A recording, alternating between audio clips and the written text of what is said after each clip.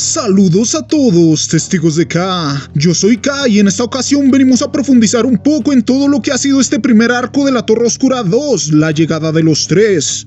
Esta vez con el arco del prisionero, que ahora sabemos tiene nombre propio, Eddie Dean. Antes de empezar, recuerda que si quieres apoyar el canal de cualquier forma o quieres ver otros de mis proyectos, puedes darte una vuelta por los links de la descripción.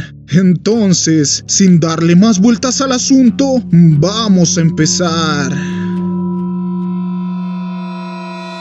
Quienes han visto mis videos sobre la primera entrega de esta saga y llegaron hasta acá, saben a qué me refiero. Como lo he venido diciendo a través de todos mis resúmenes, la saga de la Torre Oscura tiene un inicio, llamémoslo, complicado por ser piadosos. El primer tomo de la misma puede llegar a significar una experiencia confusa, poco enganchadora y hasta aburrida, si duele admitirlo. Lo que provoca que esta saga sea una de las menos conocidas y leídas, no solo entre las obras de King, sino también dentro de su propio género. Pero debo admitir que a pesar de todo, tuve fe. ¿Qué? Cuando investigué y me enteré que la conformaban 8 libros en su núcleo principal, pues. Claramente existía la posibilidad de que hubiera durado tanto por el renombre de su autor. Pero, hey, ¿8 libros hasta su cierre? No sé si una obra mala soporte tanto sin importar quién la escriba. A lo mínimo, en algún punto tendría que ponerse decente. Y la verdad es que, llegado a este arco, me atrevo a decir que se vislumbra una posible remontada. El que todo empezara sin piedad con la escena de la langostrosidad atacando a Roland en un momento regore es un jodido gancho que sinceramente no me esperaba. No solo por lo impactante, sino también porque si lo racionalizas como lector y conociendo todo el trasfondo del personaje, terminas por entender que lo que le sucede es mucho más doloroso de lo que parece. Por favor, es un pistolero, nació y prácticamente fue criado y entrenado para eso desde niño. Roland, a menos que empiecen a aparecer pistoleros de debajo de las piedras como Jedis en Star Wars, al menos hasta ahora es el último de su casa. ¿Entienden lo que significa esto? Toda una cultura, todo un linaje, toda una línea de sangre legendaria vive y termina en sus manos y su habilidad para manejar los revólveres. Y lo más frustrante y absurdo es que ni siquiera fue un ataque del jodido hombre de negro a quien viene persiguiendo por años. No, lo hace una langosta random mutante que no vio más que su cenita servida a la orilla del mar. Lo que no hizo un monje rotísimo con poderes psíquicos, lo hizo una langosta NPC. Pero bueno, tomémoslo como que así lo quiso el K, mejor dicho. Quizá King lo nerfeó por el bien de la trama, para que el pana Eddie tuviera protagonismo y nuestro pistolero pudiera tener interacciones más vulnerables con él, supongo. Lo cual, si lo veo así, siento que se dio bastante bien. Y oigan, aquí quiero hacer un paréntesis para decir, ¿no les parece que lo que le pasa a Roland en esta escena bien podría ser karma? ¿Quién más recuerda que un tomo atrás nuestro protagonista, sin siquiera pensar en su profesión, en un ataque de rabia y de defensa propia, eso sí, decidió partirle las muñecas a un pianista, a Shev? Yo solo digo, para la próxima, piénsatelo bien, mi Roland. Pero bueno, a pesar de lo abarcado anteriormente, debo decir que esta escena en específico me hizo ver por primera vez a un Roland jodidamente vulnerable. Es que ya no estamos hablando de deshidratación como le pasó en la estación de paso, o un ataque colectivo con algunas heridas graves como en Tool, que igual fueron eventos pesados, no quiero quitarles el mérito. Pero en este caso hay pérdida de partes, bro. Eso no es cualquier cosa. Y obvio soy consciente de que King puede llegar a retratar aberraciones peores en sus historias, pero Roland me sonaba al clásico protagonista de historia épica o fantástica, al que pocas veces su autor se atreve a lastimar más allá de ponerlo en situaciones extremas. Esto me gusta, pues demuestra que ya ningún personaje es intocable. Como dije antes, me gusta creer que el autor hizo esto para mostrar la vulnerabilidad de su protagonista. Pues después de que este sobreviviera a un feroz ataque como el de Tool y de ser aplaudido por el hombre de negro por aguantar una jodida visión mágica que habría dejado loco a cualquiera, algunas personas podrían creer que, no sé, Roland es un superhumano que aguanta cualquier tipo de desgaste o matoneo. Pero con esta escena King nos aclara, hey, el pistolero podrá ser muy especial y todo, es más, podrá ser el protagonista, pero no es invencible. Si perdió los dedos por un ser random, bien podría terminar peor. Dentro de todo, la vulnerabilidad presentada acá hace que nos fijemos un poco más en Roland. Se nota que está luchando por su vida y eso nos lo hace percibir como alguien más humano. Nos conecta de alguna forma con ese frío pistolero con el que difícilmente logramos empatizar en la primera entrega. Ya en general me gusta lo dinámico del arco, corrige bastantes factores de los que me quejaba en el anterior libro. Hemos visto referencias al pasado pero sin saturar, hemos apreciado una estructura más ordenada y lineal y sobre todo hemos llegado a dinámicas multiversales e interacciones interesantes que sí o sí te llaman la atención y enganchan. Todo esto me hace sentir que en serio se va a remontar. Bueno, este punto es bastante corto, pero importante siento yo. Cuando una historia tiene como centro de su flujo temporal el destino ya escrito, una predicción, un designio o algo por ese estilo, a mí me suele preocupar. No porque sea un mal recurso, sino más bien porque requiere de cuidado, pues de usarse mal puede jugar en contra de la trama y la coherencia de la misma, tal como suele suceder con los viajes en el tiempo en obras de ciencia ficción con reglas no muy bien establecidas. Me explico mejor. Creo que una de las peores cosas que le podrían pasar a la saga de la Torre Oscura es que King empezara a usar el K, esta especie de energía o flujo del destino, para ahorrarse explicaciones importantes sobre sus personajes, las habilidades de los mismos o cosas que sean importantes para la trama, y lo omita bajo la excusa de que así tenía que ser porque estaba escrito por el K y ya. O bien desde otra perspectiva, que de pronto empiecen a pasar sucesos forzosos o excesivamente convenientes con el fin de cumplir destinos premeditados a lo largo de la saga. Pienso que a pesar de lo místico que pueda cargar el concepto del K y el mundo de Roland en general, los eventos deberían sentirse lo más orgánicos posible. Sí, el destino guía la historia, ya lo sabemos, pero que la línea que nos guía hasta allá trate al menos de ser lo más coherente posible. Hablo del tema a estas alturas porque hubo un detonante en específico en este arco, que al parecer será recurrente.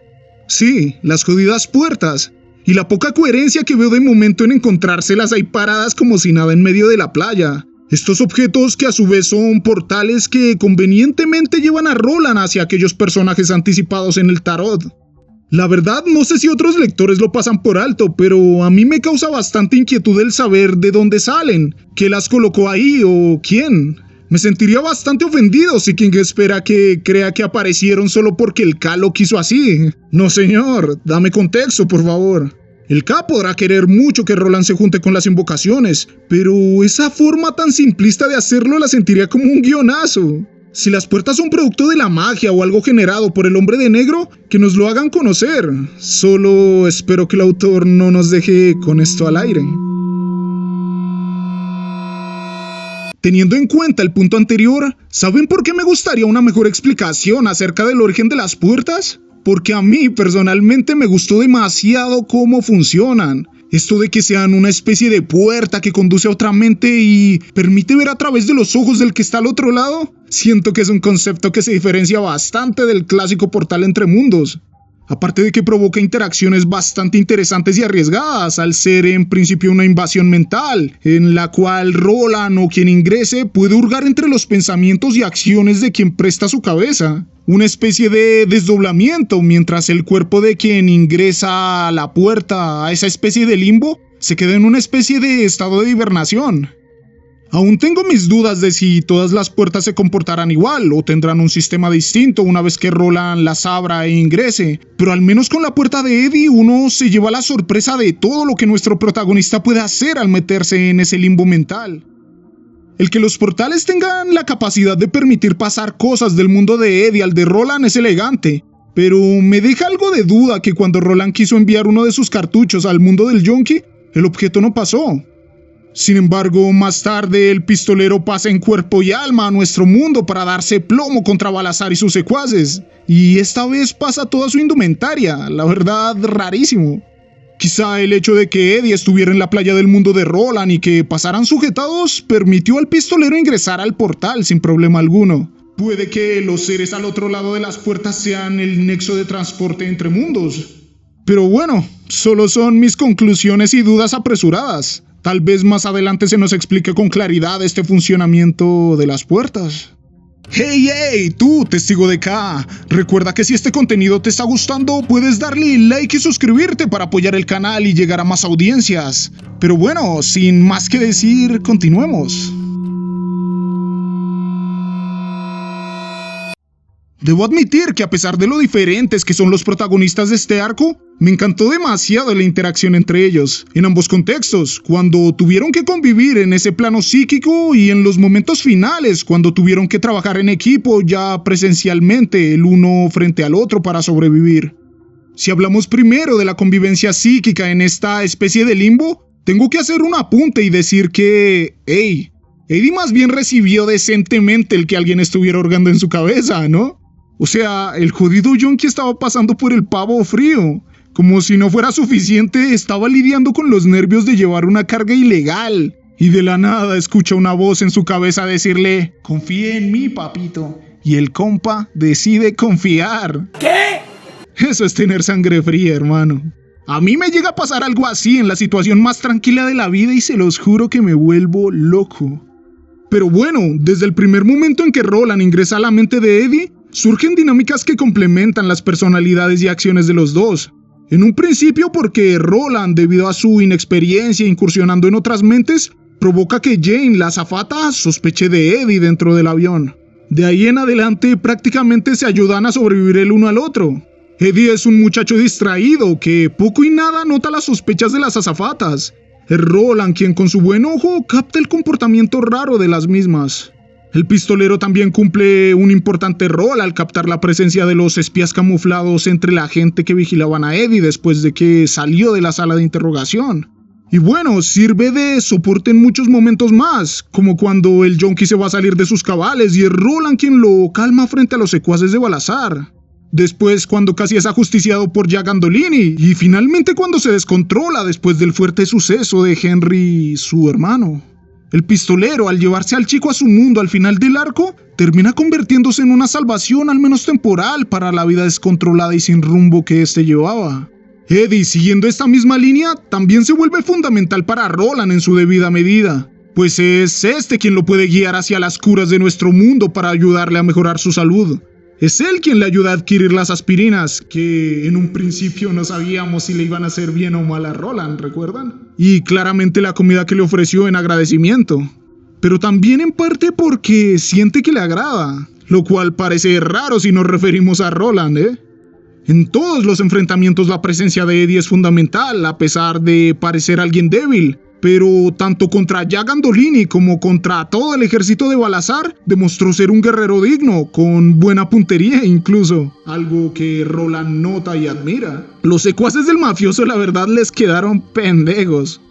Y por cierto, paréntesis, pero las revistas que tiene guardadas Balazar detrás del botequín, alta funa mi bro. La interacción de los dos se vuelve más profunda casi al final del arco, cuando vemos a un desmejorado Roland brindando un abrazo de consuelo a un ansioso Eddie. Este último termina haciéndose cargo del protagonista. Decide escuchar con cierta rabia su recomendación de ir hacia el norte y empieza a arrastrarlo en esa dirección sobre una camilla que él mismo construyó. Le ayuda a tomarse sus medicinas y así sea con mala gana y actitud, pero lo alimenta y lo mantiene vivo. Un acto de servilismo hacia el prójimo que contrasta mucho con un Eddie que en algún momento planteó acabar con su propia miseria en un deseo individualista de quitarse todo el peso de encima. Pero quien según yo encontró en cuidar a Roland el propósito que había perdido tras la trágica partida de su hermano de sangre, el problemático Henry. Me gusta que toda esta interacción con el muchacho está ayudando a hacer más visible la humanidad de Roland, que frecuentemente se nos ha mostrado como difusa a través de su actuar. Pequeños actos como dejar a Eddie elegir si ir o no a su mundo muestran capas más diversas de personalidad de nuestro vaquero multiversal.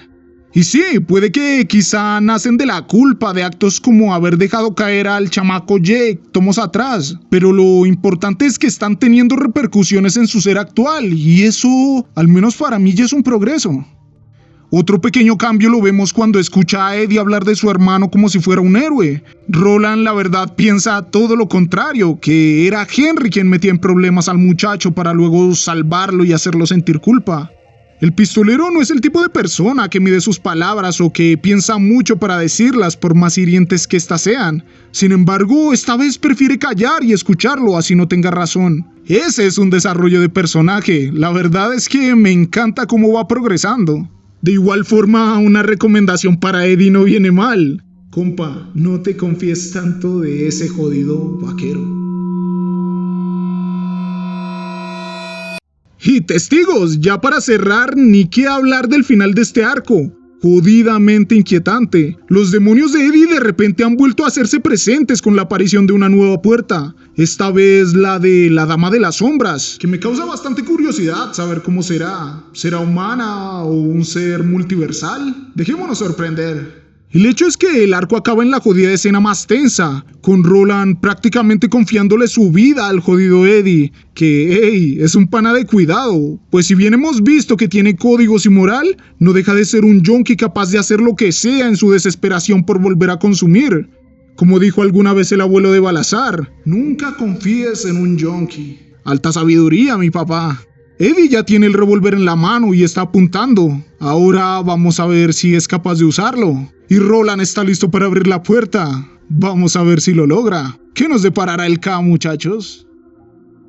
Y bueno, testigos de K, hemos llegado al final de este hablando del arco del prisionero de este segundo libro de la Torre Oscura. La verdad me emocionó mucho. Me encantó su inicio y su final y cada enfrentamiento intermedio. Si me lo preguntas, considero que levantó demasiado las expectativas después de un inicio de saga bastante flojo.